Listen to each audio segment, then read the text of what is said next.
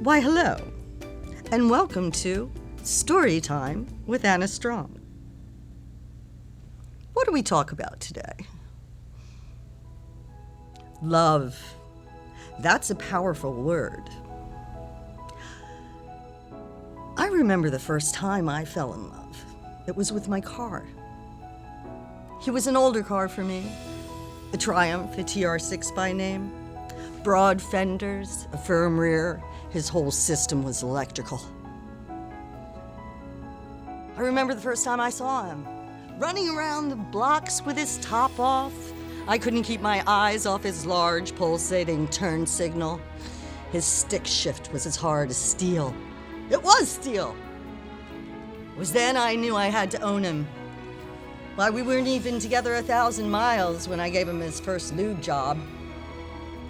Yeah, maybe I should have waited. Maybe it was too soon, but I was young. And I wanted to ride. And it was great at first, but then we got to know each other. And one rainy night in Chicago, he went out with some cheap Pinto and got gassed. Yeah, they found him. 4 o'clock in the morning, wrenched in some bushings, his nuts tied in a knot. He was completely smashed. They called me right away, and I rushed to the auto clinic in my pajamas. When I got there, the room was full of suspension. There he was, flat on all fours. My God, he couldn't even turn over. His brakes were still bleeding, and he was hooked up to an artificial water pump. The way he looked at me, that glassy stare, hydraulic shock syndrome.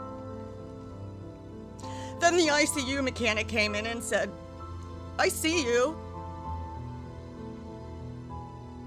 We tried to save him, but it was too late.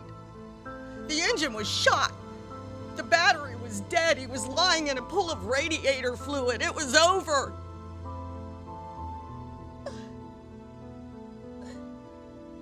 But I'm okay now. I've had a lot of cars since then. But you never forget your first.